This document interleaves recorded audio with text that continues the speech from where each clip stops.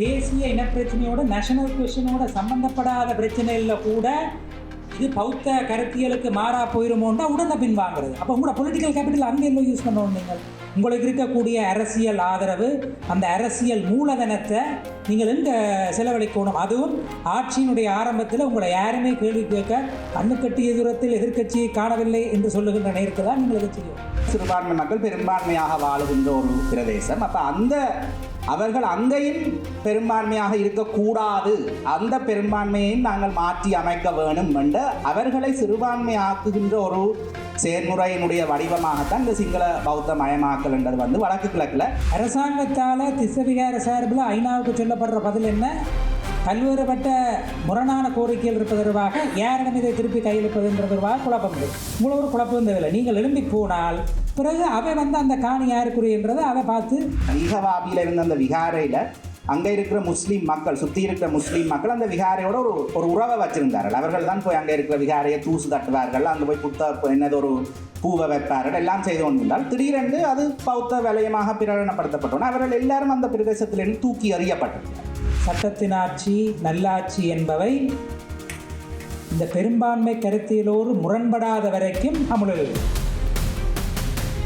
முரண்பட்டால் மேலோங்குவது எது என்று வருகின்ற போதுதான் அது அந்த பெரும்பான்மை கருத்தியல் என்றால் அது இனத்துவ அரசு தான். இனத்துவ அரசுக்கு பொதுவாக சொல்லப்படக்கூடிய எத்னோக்ராட்டிக் என்று சொல்லப்படக்கூடிய வரவில்லை.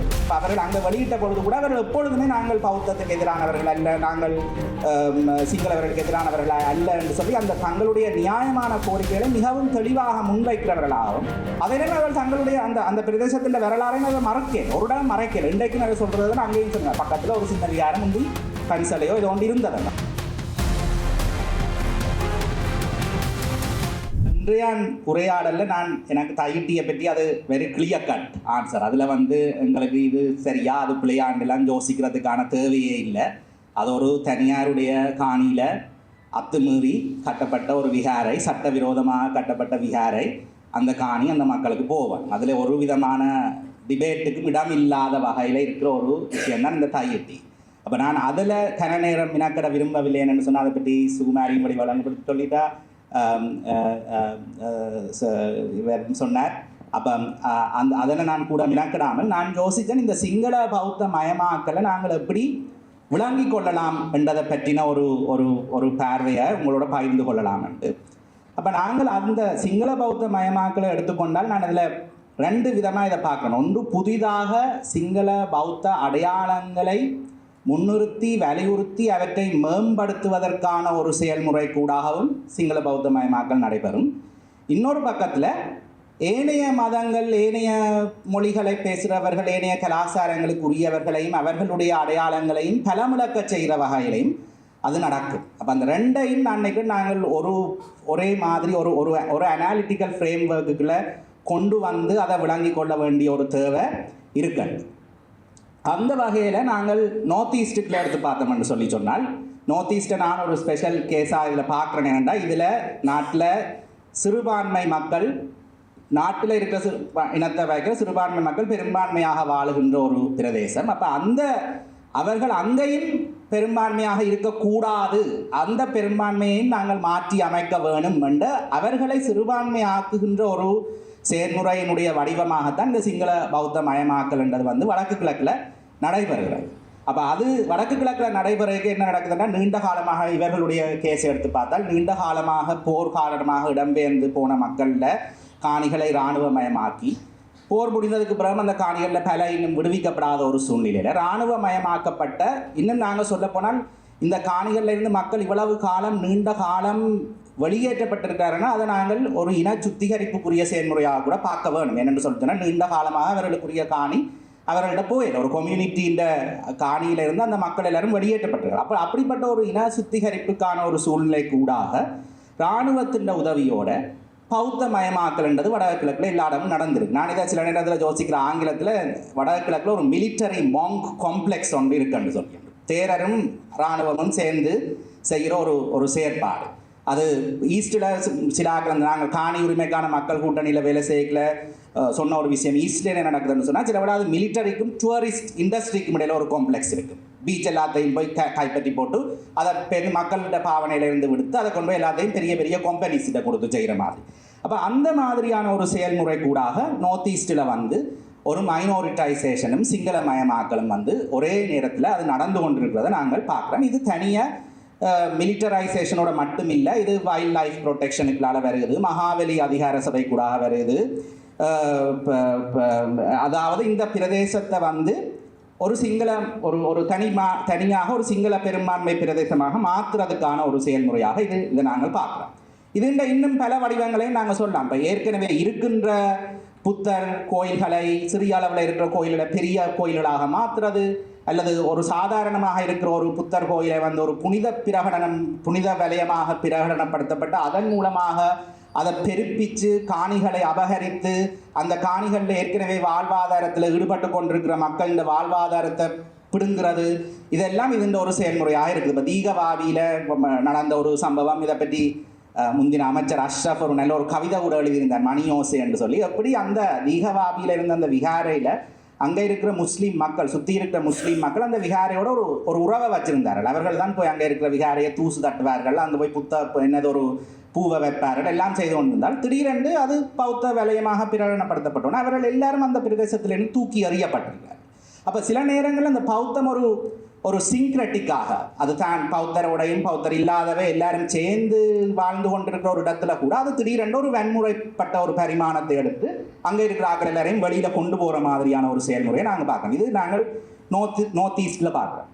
ஆனால் இப்பொழுது கிட்டத்தட்ட சில ஆக்கள் இது தொடர்பாக ஆய்வு செய்கிறார்கள். இங்கேயும் வந்து ஒருவர் பேசினார், தமாலி கித்சிரி என்று சொல்லி. அவர் பேராதனை பல்கலைக்கழகத்தில் புவியியல் துறை விரிவாளர். அவருடைய பேச்சினுடைய தலையங்கம் தென்னிலங்கையில் சிங்களமயமாக்கல் என்ற தலையங்கத்தில் அவர் பேசினார். அப்போ அவர் அதில் சில விஷயங்கள், இப்போ நாங்கள் நினைக்கிறேன்னா தென்னிலங்கையில் என்ன நடந்தாலும் அது எங்களுக்கு பிரச்சனை இல்லை தானே, அது ஏற்கனவே சிங்கள தேசம் தானே என்று சொல்லிங்கன்னா அப்படி இல்லை. அங்கேயும் சிறுபான்மையினர் வந்து ஒரு விதமான ஒரு பிசீச்ட் மென்டாலிட்டியில் வச்சிருக்கிறதுக்கு அங்கேயும் ஒரு விதமான பௌத்த மயமாக்கலும் சிங்கள மயமாக்கலும் நடக்குது. உதாரணமாக இந்த அவருடைய ஒரு ஆய்வில் சொன்னது, இந்த கூரகலை என்று சொல்லப்படுகின்ற ஒரு கோயில் ஒன்று, அதில் வந்து ஒரு ஜைலானின்ற ஒரு முஸ்லீம் ஷ்ரைன் ஒன்றும் பக்கத்திலேயே இருக்குது. எப்படி அந்த முஸ்லீம் ஷ்ரைனை அமுக்கி அதை எல்லாத்தையுமே இல்லாமல் செய்கிற ஒரு நிலைக்கு போய் பௌத்தருடைய அந்த பெரிய விகாரையை இன்னும் விகாரையை பெரிசாக்கி அங்கே இருக்கிற ஆக்கள் எல்லாரையும் நீங்கள் பௌத்தரண்டா இங்கே தான் போகணும்னு சொல்லி அவையில் அங்கே போகவே வேண்டாம் எல்லாம் சொல்லி அப்படியான ஒரு ப்ரோசஸ் அங்கே நடக்கிறத நாங்கள் பார்க்கலாம். அதே மாதிரி எங்களுக்கு தெரியும் எப்படி மலையக தமிழ் மக்கள், குறிப்பாக மலையக மாவட்டங்களில் இல்லாமல் தென் மாகாணங்களில் இருக்கிற ஆக்களை நாங்கள் எடுத்து பார்த்தால் அவர்களுக்குரிய பாடசாலைகளில் அவர்களுக்கு தமிழில் படிக்கிறதுக்கான வசதிகள் ஒன்றும் செய்து கொடுக்குறேன். அப்போ அவர்களுக்கு அதில் ஒரு விதமான நிதியும் செலவழிக்கப்படுறேன். அப்போ அப்படியான நேரத்தில் அவர்கள் எல்லாரும் சிங்களம் படிக்கிறதுக்கு மாற்றப்பட்டு கொண்டிருக்கார்கள். அதுவும் ஒரு விதமான சிங்கள பௌத்த மயமாக்கலாக தான் நாங்கள் அதையும் பார்க்க வேண்டியது. அதாவது ஒரு சிஸ்டமேட்டிக்காக நாங்கள் தமிழ் மக்கள், முஸ்லீம் மக்கள், மலையாள மக்களுக்குரிய தேவையான விஷயங்களுக்கு ஃபண்ட்ஸை நிப்பாட்டி ஏன் நாங்கள் கேள்வியை கேட்கணும். ஏன் நீங்கள் உதாரணத்துக்கு மிலிட்டரிக்கு இவ்வளவு செலவழிக்கிறீங்களா, ஏன் டிரான்ஸ்லேஷனுக்கு செலவழிக்கிறீங்க? இந்த நாட்டில் டிரான்ஸ்லேஷன் மூலமாக 2 மொழி கொள்கை உருவாக்கப்பட வேண்டும்னா ஏன் அது நடக்கிறேன் என்ற கேள்வியை நாங்கள் கேட்க வேண்டி இருக்குது.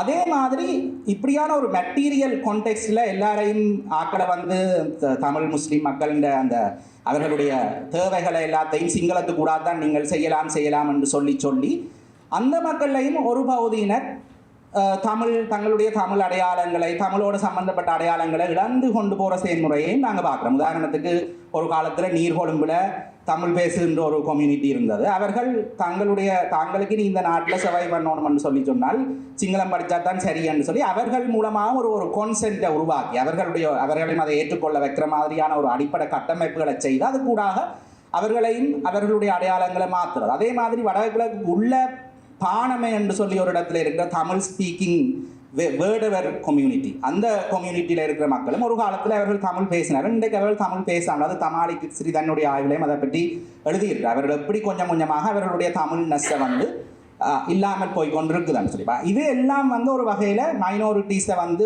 ஒரு அடக்கப்பட்ட மனநிலையில் தென்னிலங்கையில் வச்சு கொண்டிருக்கிறதுக்கும் அவர்களை கொஞ்சம் கொஞ்சமாக பெரும்பான்மை கலாச்சாரத்துக்குள்ளே அசிமிலேட் பண்ணி கொண்டு போகிறதுக்கான ஒரு செயல்முறையாகவும் இது நடக்குது. அப்போ அந்த வழியில் பார்க்க போனால் உயிரிழப்புகளாக இருக்கலாம், சிறுபான்மையினருடைய ஹெரிட்டேஜ் சைட்ஸை நாங்கள் மெயின்டைன் பண்ணாமல் விடுறது, பௌத்தத்துக்குரிய ஹெரிட்டேஜ் சைட்ஸை மெயின்டைன் பண்ணிக்கொண்டு மற்றதை மெயின்டைன் பண்ணாமல் விடுறது. அப்போ அப்படியான விஷயங்கள் எல்லாம் நடந்து கொண்டு இருக்கீங்களோ அதுவும் ஏதோ ஒரு வடிவில் நாங்கள் சிங்கள பௌத்த தேசியவாதம் தான் அதை சிங்கள பௌத்த மயமாக்கல் அதை நாங்கள் பார்க்க வேண்டியிருக்கு. இதில் நாங்கள் இது வடகிழக்கு உள்ளுக்கும் ஒரு பெரிய பிரச்சனையாக இருக்குது, அதுக்கு வெளியிலையும் இருக்குது.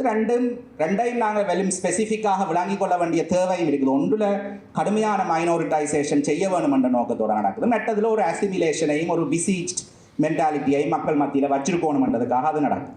அப்போ இதோட பார்த்தால் இது தனியாக ஆக்கலும் கலாச்சாரமும் மட்டும்தான் இதால் பாதிக்கப்படும்னா இவன் வரலாறும் பாதிக்கப்படுது. உதாரணத்துக்கு ஒரு சிங்கள கான்ஷியஸ்னஸ் என்று சொல்லி ஒன்று இல்லாத இடங்களை எல்லாத்தையும், இல்லாத ஆர்கியோலஜிக்கல் சைட்ஸ் எல்லாத்தையும், புராதன சைட்ஸ் அதெல்லாம் சிங்கள சைட்ஸாக உரிமை கோரப்படுது. அது உண்மையாக ஹிஸ்டாரிக்கலி நீங்கள் பார்த்தீங்கன்னா மாடர்ன் சிங்கள கான்ஷியஸ்னஸ்ன்றது அது ஒரு லேட்டராக வந்த ஒரு கேட்டகரி. அந்த கான்ஷியஸ்னஸை கூட முந்தியும் அது இருந்தது, வரலாற்றுக்கு முற்பட்ட காலத்திலேருந்து அது இருந்ததுன்ற மாதிரியான உரையாடல்களை கொண்டு வந்து எங்கெங்கே எல்லாம் புத்திஸ்ட் சைட்ஸ் இருக்குல்ல அதெல்லாம் சிங்கள புத்திஸ்டுக்குரிய சைட் என்ற மாதிரி ஒரு ஹிஸ்டாரிக்கல் வயலன்ஸும் அதுக்குள்ளால நடந்து கொண்டு இருக்குது. அதே மாதிரி வேறு சிலர் சொல்கிறார்கள் வேறுபட்ட புத்திஸ்ட் ட்ரெடிஷன்ஸ் எல்லாத்தையும் ஹோமோஜினைஸ் பண்ணி அதை எல்லாத்தையும் ஒரு புத்திஸ்ட் ட்ரெடிஷன் மாதிரி மாத்திர மாதிரியான ஒரு வயலன்ஸ் நடக்குது.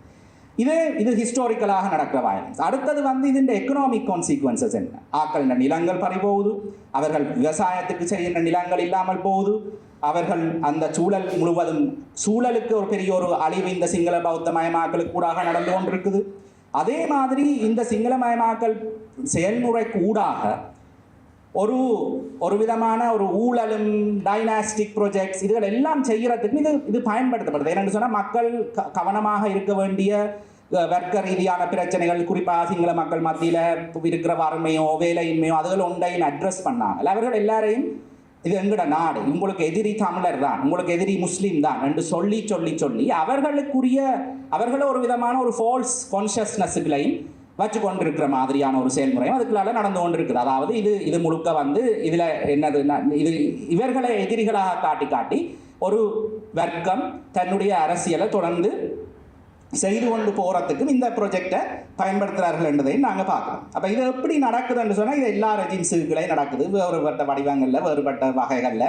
என்பிபிசி லெவலில் சொல்லக்கூடும் நாங்கள் முந்தி செய்ததான் நடந்திருக்கு, அதை நாங்கள் ஒன்றும் செய்யலாம். ஆனால் நான் நினைக்கிறேன் முந்தி செய்ததை அட்ரஸ் பண்ணாமல் இருக்கிறதும் ஒரு வகையான சிங்கள புடிசைசேஷன் என்றதை தான் நாங்கள் பார்ப்போம். அதில் நாங்கள் அக்கௌண்டபிலிட்டி ஜஸ்டிஸ் ஆகிய விஷயங்களை அதில் மூலமாக கேள்வி கேட்க வேண்டிய ஒரு தேவை இருக்குது. அடுத்தது இது ஏன் நடக்குதுன்னு பார்த்துக்கொண்டால் ஒரு நாடு முழுவதிலேயுமே ஒரு சிங்கள புடிஸ்ட் ஹெஜமனியை உருவாக்குறது. எல்லாரும் இந்த நாடு அவர்களுக்கு தான் உரியது, ஒரு எத்னோக்ரட்டிக் ஸ்டேட் குருவரன் அதை பற்றி பேரன் நினைக்கிறேன். அதே மாதிரி இப்போ கிட்டடியில் நீங்கள் அந்த என்ன பௌத்த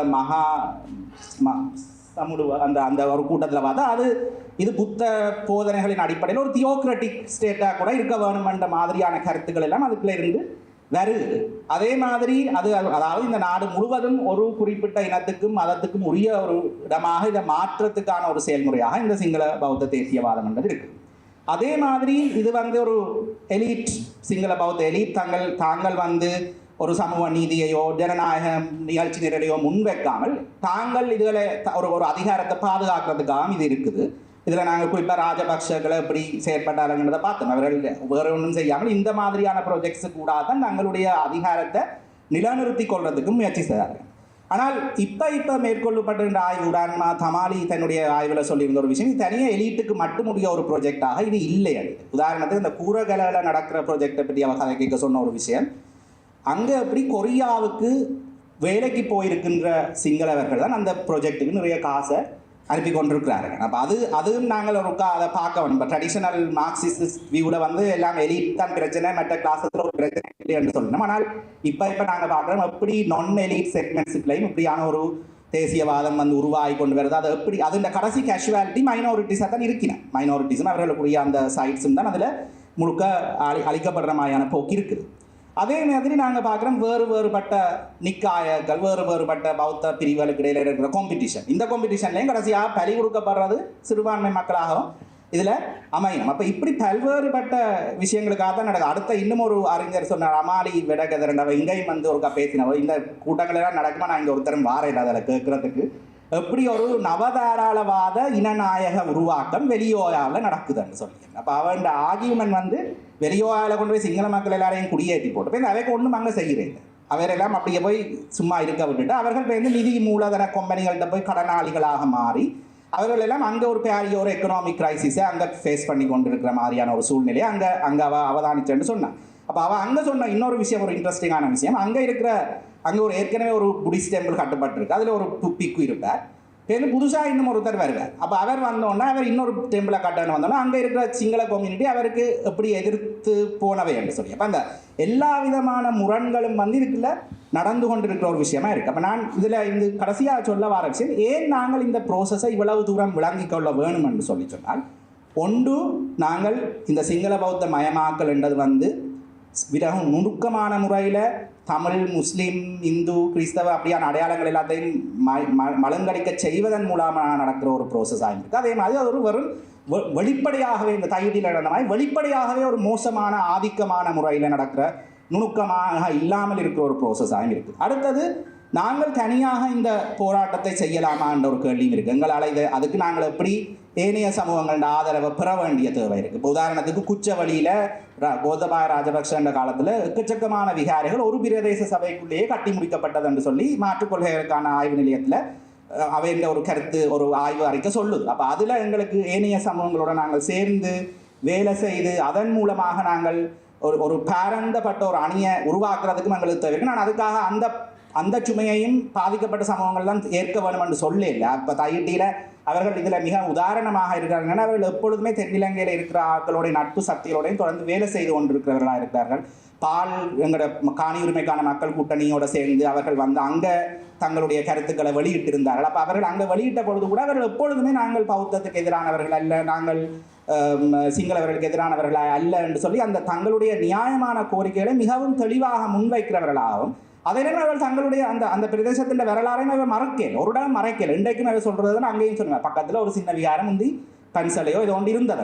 அந்த மாதிரி ஒரு வரலாற்றை திரிவுபடுத்தாமல், வரலாற்றை மாற்றாமல் தான் அவர்கள் தங்களுடைய எதிர்ப்பை வெளியிடுறது என்றதும் அதில் நாங்கள் நிறைய கற்றுக்கொள்ள வேண்டிய விஷயங்கள் அவர்களிடம் இருந்து இருக்குன்னு நான் நினைக்கிறேன். மற்றது, நாங்கள் இந்த எப்படி சிங்கள பௌத்த கம்யூனிட்டிக்கு உள்ளுக்கு இது ஒரு பிரச்சனையாக பார்க்கப்படுறது முக்கியம். என்னென்னா, அந்த விளங்கி கொண்டா தான் அதில் ஏதேனும் ஒரு வெடிப்பை நாங்கள் உருவாக்கலாமா. அது நாங்கள் செய்ய வேண்டிய வேலை இல்லை, அது சிங்கள ப்ரோக்ரெசிவ் செய்ய வேண்டிய வேலை. அவர் அப்போ அறக்கலைய நேரம் அதில் ஒரு சாதுவான ஒரு வெடிப்பு வந்ததால் தான் அதில் ராஜபக்சர்கள் அதில் இருந்து வெளியில் போக வேண்டி வந்தது. அப்போ அந்த வெடிப்பை நாங்கள் செய்கிறதுக்கு என்னென்னு யோசிக்கணும். அடுத்தது, இப்படி ஒரு நீண்ட முறையில் இதை விளங்கிப்படுறதுக்கு இதுக்கு தனியாக நாங்கள் ஒரு எத்னிக் கல்ச்சரல் இஷ்யூவாக மாத்திரம் இல்லாமல் இதில் வர எக்கனாமிக் லாஸ், இக்காலஜிக்கல் லாஸ், இதுகள் எல்லாத்தையும் பற்றி கதைச்சு அது கூடாக அதுகளுக்கும் ஒரு ஜஸ்டிஸை நாங்கள் கேட்கணும். ஒரு ஆள் இவ்வளவு காலம் மிலிட்டரைசேஷனில் ஒரு ஆள் இந்த லேண்ட் அவருக்கு கிடைக்கலைன்னா அவருக்கு கிடைக்கிற நீதி தனியாக அவர் லேண்டை பெறுறது மாத்திரம் அல்ல, அவர் அந்த அந்த காலப்பகுதியில் அவருக்கு கிடைக்க வேண்டிய வருமானம் எல்லாத்தையுமே இழந்திருக்கிறார் என்பது வந்து முக்கியம். அதை பற்றியும் நாங்கள் கேட்போம். அடுத்தது, நாங்கள் வடக்கு கிழக்குக்குள்ள எப்படி காணி அதிகாரம் மீளவும் சென்ட்ரல் கவர்மெண்டால் திருப்பி எடுக்கப்படாத முறையில் அது கிடைச்சால் மாத்திரம்தான் இந்த மைனாரிட்டைசேஷன் ப்ராஜெக்டில் இருந்து நாங்கள் தப்பிக்கலாம். அது மிக முக்கியமாக இருக்கிற. அதே நேரம் எப்படி ஒரு பரந்த அளவில் அரசு வந்து சிங்கள பௌத்த நீக்கம் செய்யப்பட வேண்டும் என்பதும் முக்கியம். அதால் தான் ஆர்டிகல் 9 கட்டாயம் எடுத்தறியப்பட வேண்டிய விஷயமாக பார்க்கப்பட வேண்டிய ஒன்றாக இருக்குது. அப்போ இந்த மாதிரி ஒரு பரந்த நோக்கில் இந்த பிரச்சனையை விளங்கி கொள்வது நான் நினைக்கிறேன் நாங்கள் எதிர்காலத்தில் தீர்வுகளை தேடுறதுக்கும் எதிர்காலத்தில் முன்னணிகள் கூட்டணிகளை அமைக்கிறதுக்கும் எங்களுக்கு உதவியாக இருக்கும். சில விடயங்கள் தையிட்டி தொடர்பாக குறிப்பாக சில விஷயங்களை தரவு ரீதியாக சொல்லிவிட்டு சுகுமாரி கணக்கு சொல்லியிருக்கிறார். நீண்ட காலம் வழிவடக்கினுடைய தவிசாளராக இருக்கிற சுகீர்தன் அண்ணையும் பல விஷயங்கள் சொல்லியிருக்கிறோம். அப்போ நான் மேலதிகமாக பலது சொல்ல தேவையில்லை. ஆனால் சில விஷயங்களை மட்டும் நான் என்னுடைய பரிச்சயத்தில் என்னுடைய அனுபவத்தில் கண்ட விஷயத்தை சொல்லிவிட்டு செல்லலாம்னு நினைக்கிறேன். முதலாவது, ஒரு இனத்துவ அரசு எத்னோக்ராட்டிக் ஸ்டேட் என்று சொல்லும்போது ஒரு குறிப்பிட்ட கருத்தியல், அது பெரும்பான்மை இனத்தவர்களுடைய கருத்தியலை அந்த அரசினுடைய கருத்தியலாக வரித்து கொண்ட சட்டத்தின் ஆட்சியும் சட்டங்களும் அவற்றுக்கு இரண்டாம் பட்சமாக இருக்கக்கூடிய அரசைத்தான் நாங்கள் இனத்துவ அரசு என்று சொல்லுவோம். Rule of law, good governance, சட்டத்தின் ஆட்சி, நல்லாட்சி என்பவை இந்த பெரும்பான்மை கருத்தியலோடு முரண்படாத வரைக்கும் அமுலில் இருக்கு. முரண்பட்டால் மேலோங்குவது எது என்று வருகின்ற போதுதான் அது அந்த பெரும்பான்மை கருத்தியல் என்றால் அது இனத்துவ அரசு தான். இனத்துவ அரசுக்கு பொதுவாக சொல்லப்படக்கூடிய எத்னோக்ராட்டிக் ஸ்டேட்டுக்கு சொல்லப்படக்கூடிய வரவிலக்கு. இலங்கையை பொறுத்த வரைக்கும் இது ஒரு பூர்ணமான உண்மை. நீங்கள் திருவோணமலையில் அண்மையில் சிலை தொடர்பாக நடந்த விடயத்தை எடுத்து பார்த்தால், அண்மையில் திருவரங்கனும் நானும் ஒரு சந்திப்பில் இருக்க திருவரங்கன் சொன்னார், முதல் நாள் இந்த அரசாங்கம் ஏதோ முற்போக்காக செய்துவிட்டு சந்தோஷம் கொள்ள முடியாமல் இருக்குன்னு அடுத்த நாளே அதை காலவை மாற்றிடுவாங்க. அந்த பயத்தில் சிங்கள பௌத்த கருத்தியல் மேலாண்மையினுடைய கருத்தியல் அதை பின்வாங்கி செய்ய வேண்டியது செய்ய தவறுகின்ற ஒரு அரசாக இருக்கின்றதுன்னு சொன்னார். அதுக்கு காரணம் அந்த கருத்தியல் மேலாண்மை. உதாரணமாக பாருங்கள், சிறுவர்களை பாடசாலையில் அடிக்கலாமா, கார்பரல் பனிஷ்மெண்ட் என்று சொல்லுவோம்.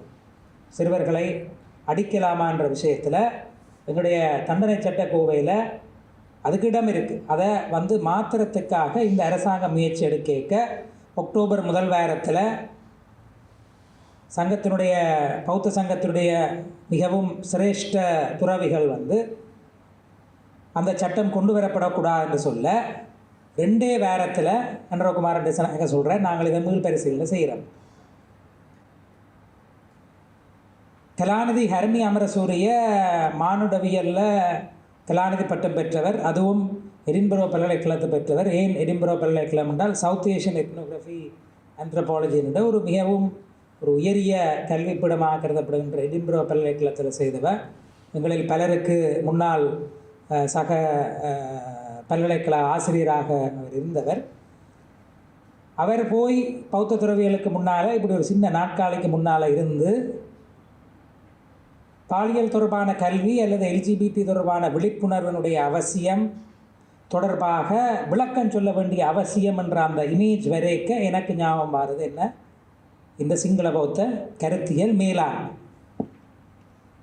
இப்போ கலாநிதி ஹர்மி அமரசூரியவனுடைய கல்வி ஆய்வு, அவனுடைய கடந்த கால செயற்பாடுகளை பார்க்குறவைக்கு அவனுடைய முற்போக்கு சிந்தனைகளில் எனக்கு எந்த விதமான சந்தேகமும் இல்லை. ஆனால் ஒரு அரச கட்டமைப்புக்குள்ள அரச அதிகாரத்துக்கு வரைக்க எனக்கு அந்த ஃபோட்டோகிராஃப் அந்த இமேஜ் ஞாபகப்படுத்தினது இது எல்லாமே பௌத்த சிங்கள மேலாண்மை கருத்தியலுக்கு 2ஆம் பட்சமானவை, உள்ளடங்கியவை. அரச அதிகாரத்தில் பிரதமர் பதவிக்கு நீங்கள் வந்துவிட்டதன் பின்னரும் அதிகூடிய வாக்குகளை கொழும்பு மாவட்டத்திலிருந்து பெற்றுக்கொண்டு வந்ததன் பின்னரும் அதுதான் உங்கள் நிலை என்பது மீள ஞாபகப்படுத்துகிறது. அப்போ தையிட்டியை பொறுத்த வரைக்கும் அதுதான், தையிட்டியை பொறுத்த வரைக்கும் இதுதான். 2008ஆம் ஆண்டு மஹிந்த ராஜபக்ஷ கால அரசாங்கத்தில் பௌத்த சாசன அமைச்சு ஒரு சர்க்குலர் விட்டது. இல்லை மண்ணைக்கு தெரியும் என்ன சர்க்குலர் அது. புதிதாக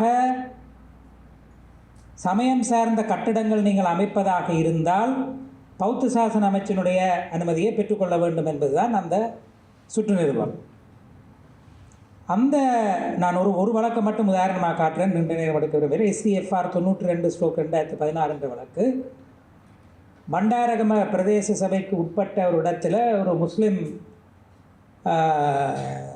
மத செயற்பாட்டாளர்களால் ஒரு மத பாடசாலை ஒன்றை உருவாக்குவதற்காக அனுமதி கோரப்பட்டு அது பிரதேச சபையால் வழங்கப்பட்டு அது கட்டப்பட்டு கொண்டிருக்க பௌத்த பிக்குகள் எதிர்க்கினம் இது ஒரு பாடசாலையை அமைக்கையில், மத பாடசாலையை அமைக்கையில் இவை ஒரு பள்ளிவாசலை கட்டினம் என்ற ஒரு எதிர்ப்பு தெரிவிக்கப்பட உடனடியாக பிரதேச சபை அவைக்கு வழங்கப்பட்ட பெர்மிஷனை கேன்சல் பண்ணிடணும். கேன்சல் பண்ண அந்த சம்பந்தப்பட்ட நபர்கள் உயர்நீதிமன்றத்துக்கு போயினம் ஒரு அடிப்படை உரிமை மீறல் வழக்கு வச்சு. அந்த அடிப்படை உரிமை மீறல் வழக்கில் இந்த 2008ஆம் ஆண்டு வந்த நீங்கள் பிரதேச சபையினுடைய அனுமதியை பெற்றிருக்கலாம், ஆனால் நீங்கள் ஒரு மத இடமாக அதை உருவாக்குவதாக இருந்தால் புத்து சாசன அமைச்சினுடைய அனுமதியை பெற்றிருக்க வேண்டும். பெறாதபடியினால் பிரதேச சபை தொடர்ந்து அந்த அனுமதியை கைவாங்கினது நியாயமானது என்று ஒரு தீர்ப்பு வழங்கப்படும். இப்போ நீங்கள் ரிலிஜியஸ் ஃப்ரீடம், மத சுதந்திரம் தொடர்பான சர்வதேச பிரச்சாரம், இலங்கை தொடர்பாக முன்னெடுக்கப்படக்கூடிய மத சிறுபான்மையினர்களால் சொல்லப்படக்கூடிய விடயங்கள், குறிப்பாக கிறிஸ்தவ மதத்தைச் சேர்ந்தவர்கள், இஸ்லாமிய மதத்தைச் சேர்ந்தவர்களால் ஐநாவுடனான அறிக்கை எழுதலும் போது நீங்கள் பார்க்கின்ற விடயங்களில் உண்டு. இந்த சர்க்குலரை வச்சுக்கொண்டு தங்களுடைய மத செயற்பாட்டுகளுக்கு குந்தகம் விளைவிக்கணும். ஆனால் தையிட்டியை பொறுத்த வரைக்கும் 2008 சர்க்குலரும் வராது, அன்னையின் வலிவடக்கு பிரதேச சபையும் தேவையில்லை. அப்போ இதுதான் இதைத்தான் நான் சொல்கிறது. அப்போ இது சுப்ரீம் கோர்ட்டை தீர்க்குது. அப்படியான அனுமதியை பெறாட்டி பிரதேச சபை பில்டிங் பெர்மிட் வழங்கியிருந்தாலும் அதை கைவாங்கலாம். அப்போ இந்த இடத்துல தான் நாங்கள் சிங்கள பௌத்த மேலாண்மை அரசு, நானே எவ்வளோத்தையும் சொல்கிறேன்னு சொன்னால் சில பேர் சொல்லினோம் இந்த உருப்புரை 9 பௌத்தத்துக்கு ஒரு முன்னிலை அந்தஸ்து வழங்கப்பட்டிருக்கிறது என்பது முன்வரிசையில் பௌத்த துறவிகளை இருத்துவதற்காகத்தானே அன்றி வேறு விடயத்துக்காக அல்ல என்று சில பேர்கள் மத்தியில் சில பல ஆண்டுகளுக்கு முதல் சொன்னவன். அண்மையில் பார்த்தேன்னா 2015-19 செயல்முறையில் ஈடுபட்டது. அண்மையில் ஜனாதிபதி அனுரகுமார திசாநாயக்க ஆஸ்திரேலியாவிலே சில என்பிபி ஆதரவாளர்கள் தமிழர்கள் உட்பட சந்திக்கும் போது சொல்லியிருந்தவையா, அனுரகுமார திசாநாயக்க சொன்னவன் தமிழ் தரப்பில் எங்களுக்கு முன்வைக்கப்பட்டது நாங்கள் உருப்புரை 9 மாற்றி சொல்லி கேட்கல. ஆனால் உருப்புரை 9னுடைய நடைமுறை செயற்பாடு பற்றி அறிந்தவர்களுக்கு தெரியும். உருப்புரை 9 என்பது அகற்றப்படுவது என்பது இது இனத்துவ அரசாக இல்லாமல் அதனை நிலை மாற்றுவதற்கு மிகவும் அடிப்படையாகும். இன்னொரு உதாரணம் சொல்கிறேன். நாங்கள் பிரதம நீதியரசர் ஷிராணி பண்டாரநாயக்க மிக அநியாயமாக மஹிந்த ராஜபக்சவால் பதவி விலக்கப்பட்டு வீட்டுக்கு அனுப்பப்பட்ட போது முதலாக போராடியது, அதற்காக நீதிமன்றங்களை பரிசீலித்தது யாழ்ப்பாண சட்டத்திறனிகள் சங்கம்.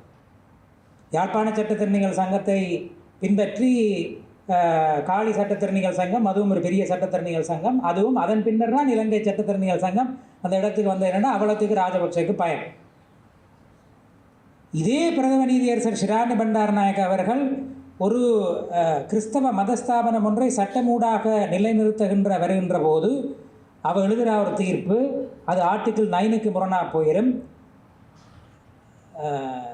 மதங்களை பிரச்சாரம் செய்வது, ப்ரொபகேட்டிங் ரிலிஜனுக்கு இங்கே ரைட் இல்லை. மதங்களை பிரச்சாரம் செய்வதன் மூலமாக சிங்கள பௌத்தத்துக்கு ஒரு பாதிப்பு ஏற்படுத்தும் என்றால் அவ்வாறாக ஒரு சமய நிறுவனத்தை உருவாக்குகின்ற சட்டத்தை நாங்கள் அனுமதிக்க இயலாது. அனுமதிப்பதாக இருந்தால் அது ஆர்டிக்கிள் 9 வயலேட் பண்ண ஒரு தீர்ப்பு கொடுக்குறோம். நான் என்னத்தை சொல்ல வரேன் என்றால், ஒரு சட்டத்திறனி இப்போ சொன்னார் சட்டத்திறனியாக இருப்பது கூட காதல் என்று, அதே சட்டத்திறனி தான் இந்த மாதிரி விஷயங்களையும் கழுவி ஊத்துறேன். பிரதம நீதியரசர் ஷிராணி பண்டாரநாயக்க நாங்கள் அனைவரும் கொண்டாடுகின்ற கோட் அண்ட் கோட் அடைப்பு குறிக்கில் சொல்கிறேன் முற்போக்கு நீதியரசரால் எழுதப்பட்ட தீர்ப்பு என்ன, ஏனைய சிறுபான்மை சமயங்கள் மத பிரச்சாரம் செய்வது ஆர்டிக்கிள் 9க்கு முரணானதான். இப்போ இது எல்லாத்தையும் இந்த ஆர்டிக்கிள் 9 பெருசாக உங்களை பாதிக்காது என்று சொல்கிற தரப்புக்கு தெரியாத தீர்ப்புகளும் இல்லை. விக்னேஸ்வரன் நான் சொல்கிறேன் சார் அதாவது, அப்போ ஆர்டிக்கிள் 9க்கு ஒரு ரியல் டைம் இம்பேக்ட் ஒன்று இருக்குது, ஒரு உண்மையான காத்திரமான ஒரு தாக்கம் ஒன்று இருக்குது. இப்போ நீங்கள் இதை எடுத்து பாருங்க. ரைட், இப்போ தங்கச்சி சொன்னால் 1946 ஒரு உறுதி ஒன்று இருக்குது இந்த நாகதீப விகாராதிபதிக்கு. இப்போ இதில் என்ன பிரச்சனை என்றால், தொடர்ந்து சர்ச்சை பூர்வமாக பேசக்கூடிய ஒரு வல்லமை எனக்கு இயல்பாக இருக்கிறபடியாக தான் பேசவே வாரையில் இருந்தாலும் சொல்கிறேன். நாங்கள் இப்போ நாகதீப விகாராதிபதியை கொண்டாடுறோம் என்று அவருக்கு திஸ்ஸ விகாராதிபதியோட போட்டி. இந்த நாகதீப விகாராதிபதிக்கு இந்த காணி என்னென்று வந்தது 1946 எனக்கு திருமதி சாருஜன் அவர்கள் அந்த உறுதியினுடைய பிரதியை வழங்க வேண்டபடியாக அதை அண்மையில் பார்க்கக்கூடிய சந்தர்ப்பம். அவர்கள் ஒரு சட்ட நடவடிக்கையாக வந்திருந்தார்கள். அந்த சட்ட நடவடிக்கை என்னன்றது ஒருவாக சூர்தன் அன்னைக்கு விரைவில் தெரிய வரும். இதுவே அந்த விடயத்தில் அந்த உறுதி எனக்கு காட்டினவன். அந்த உறுதியை நீங்கள் பார்த்தீங்கன்னா அவை தங்களுடைய தாய் உறுதியை என்னத்தை காட்டினம், இது இந்த நைனாதீவு விகாராதிபதிக்கு 46 ஆண்டு வந்த உறுதி என்ன உறுதியாம், அதன் தாய் உறுதி என்னவாம், 18 டிசம்பர் 1946 அன்று ஒரு சத்தியக்கூட்டின் மூலமாக குறித்த காணி எமக்கு உரித்தாமையால் இந்த காலத்தில் சத்தியக்கூட்டு மூலமாக உறுதி கைமாற்றம் செய்யப்பட்டது. நான் எனக்கு தெரிஞ்ச சட்ட அறிவில் சொல்கிறேன், அந்த உறுதி எந்த நீதிமன்றத்துக்கு போனாலும் வைக்கப்படாது. இப்போ தங்கச்சி சொன்னால் ஏதோ ஈடு வச்சதை மீட்க முடியாமல் தான் அது போடாது. ஆனால் அந்த காணி உறுதி எந்த நீதிமன்றத்திலையும் நிற்க முடியாது. சரி, ஆனால் அதுதானும் தற்போது திஸ்ஸ விகாரை கட்டப்பட்டுள்ள பகுதிக்கு வெளியில் அமைந்துள்ளது. நானும் அதுக்குரிய ஸ்கெட்சுகள் படங்களை பார்த்துருக்கிறேன், அது வெளியில் இருக்குது. இப்போ என்னை பொறுத்த வரைக்கும் வலிவடக்கு பிரதேச சபைக்கு நாங்கள் பொதுவாக கொஞ்சம் தாய் உறுதி சிக்கலான இப்படியான உறுதிகளை கொண்டு போனால் சுகிர்தன பில்டிங் பர்மிட் தரமாட்டேன். உங்களோட உறுதியில் சிக்கல் இருக்குது, உங்களோட தாய் உறுதியெல்லாம் சிக்கலாக இருக்குது, இதுக்கெல்லாம் பில்டிங் பெர்மிட் தரமாட்டான்னு சொல்கிறார். ஆகவே நாகதீப விகாரைக்குரிய உறுதியாக இருந்தாலும் சுகிர்தனே அங்கே கட்டிடம் அமைக்கிறதுக்கான அனுமதி தாரத்துக்கான வாய்ப்பு குறைவுன்னு தான் நினைக்கிறேன். சரி, கொடுக்கேன்.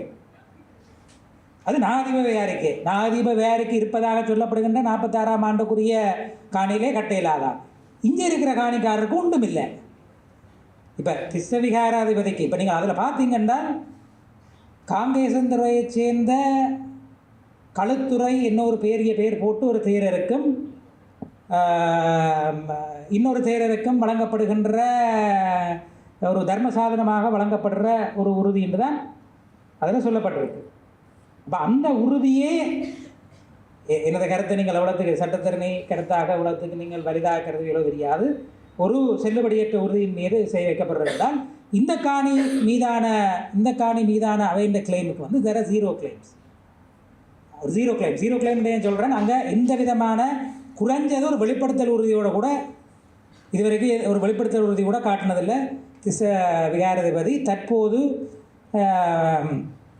சார்ஜனுடைய அப்பா அவைண்ட அந்த காணிக்குள்ளே இருக்கக்கூடிய ஆக்கள உறுதிகளுக்கு மாற்றாக காட்டக்கூடிய மாதிரி அவைட்ட ஒரு உறுதியும் இல்லை. அண்மையில் நான் ஒரு 2-3 மாதங்களுக்கு முதல் இலங்கையில் உள்ள ஐநா அலுவலகத்தினுடைய மிக சிரேஷ்ட உத்தியோகத்தரோட இதை பற்றி பல்வேறு விஷயங்கள் பேச கேட்டார். நீதி அமைச்சுக்கு நான் நான் ஏன் இதை சில விடயங்கள் வெளிப்படையாக சொல்லத்தான் மேடம். நாங்கள் பொது தளத்தில் இருக்கிற சில விஷயங்களை நாங்கள் சொல்லுவது கடமை என்ற அடிப்படையில் சொல்கிறேன். நீதி அமைச்சோடு நாங்கள் இந்த தையட்டி விடயம் தொடர்பாக கேட்டபோது அதுக்கு அவர்கள் சொன்னது, எங்களுக்கு கையளிக்கத்தான் விருப்பம், ஆனால் அந்த காணிக்கு பல்வேறுபட்ட முரண்பட்ட கோரிக்கைகள் இருப்பதால் எங்களால் கையளிக்க முடியாது. இது எப்படி இருக்குன்றால், ஒரு காணியில் போய் நீங்கள் இருக்கிறீர்கள், உங்களுக்கு ஒன்றும் இல்லை, சரியான ஆள் டீடோடவா, அதுக்கு பிறகு நான் நம்பி போகிறேன்னு சொல்கிறேன். அதை சொல்கிறதுக்கு இவைக்கு என்ன இது? அது நீதிமன்றம் தீர்மானிக்கட்டும். இது சார்ஜனுக்குரிய காணியா, இல்லை எக்ஸுக்குரிய காணியா, வையக்குரிய காணியா, சட்டுக்குரிய காணியா, அதை அவை பேசிக்கொள்வது. உறுதிகள் முரண்பாடான உறுதிகள் இருக்குமென்றாலும், நான் பார்த்த அளவில் முரண்பாடான உறுதிகள் இல்லை. முரண்பாடான உறுதிகள் இருந்தால் என்ன நடக்கும்? வழமையாக நாங்கள் இங்கே யாழ்ப்பாண மாவட்ட நீதிமன்றம், வல்லாக மாவட்ட நீதிமன்றம், எல்லா மாவட்ட நீதிமன்றங்களையும் தாராளமாக காணிப்பிணக்குகள் இருக்குது, யாருக்கு இது சொந்தம் பண்ணுறது தொடர்பான நாங்கள் பேசி தீர்த்து கொள்ளலாம். ஆனால் இங்கே அரசாங்கத்தால் திஸ்ஸ விகார சார்பில் ஐநாவுக்கு சொல்லப்படுற பதில் என்ன? பல்வேறுபட்ட முரணான கோரிக்கைகள் இருப்பதற்காக யாரிடம் இதை திருப்பி கையளிப்பதுன்றதற்காக குழப்பம் உண்டு. உங்களுக்கு ஒரு குழப்பம் தேவையில்லை. நீங்கள் எழும்பி போனால் பிறகு அவை வந்து அந்த காணி யாருக்குரியன்றதை அதை பார்த்து தேவையென்றால் பேசி திருப்பினா, இல்லாட்டி நீதிமன்றத்துக்கு போய் திருப்பினா. இதுவும் முக்கியமானது. அப்போ இது அடுத்ததாக நான் முடிக்க முதல் சொல்வது, நீதிமன்றத்துக்கு போவோம், நீதிமன்றத்துக்கு போகலாம் தானே இவை இல்லாமல் சொல்கிறதுக்கு. நீதிமன்றத்துக்கு போகலாம் தான், ரைட். இப்போ ஒரு ட்ரெண்ட் ஒன்று இருக்குது, பொதுவாக ஆட்சியலில் ஒரு ஒரு ஒரு போக்கு ஒன்று இருக்குது. எந்த தீர்மானங்களை சட்டத்துறையும் நிறைவேற்றுத்துறையும் செய்ய தயங்குகின்றார்களோ, லெஜிஸ்லேச்சரும் எக்ஸிக்யூட்டிவும் செய்ய தயங்குகிறார்களோ, இது ஒரு டெமோக்ரஸியில் புது ட்ரெண்ட். அதை நீதிமன்றம் நோக்கி தள்ளி போட்டு நீதிமன்றம் என்ன முடிவு எடுக்குதோ அதன்படி நாங்கள் தலை வணங்குவோம்னு சொன்னது.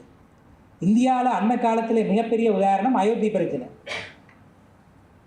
அயோத்தியில் இது ராமருக்குரிய காணியா அல்லது முஸ்லீம் பள்ளிவாசலுக்குரிய காணியாண்டா, அதில் வந்து அரசாங்கம் தன்னுடைய நீங்கள் அதை வழக்காடி தீர்மானித்து கொள்ளுவோம்னு 50 வருடத்துக்கு மேலே வழக்கு நடந்து இறுதியாக அது முஸ்லீம்களுக்கு உரியதல்ல, அது ராமர் கோயிலுக்கு என்ற ஒரு மிகவும் பிரச்சனைக்குரிய ஒரு தீர்ப்பு ஒன்று மூடப்பட்டது.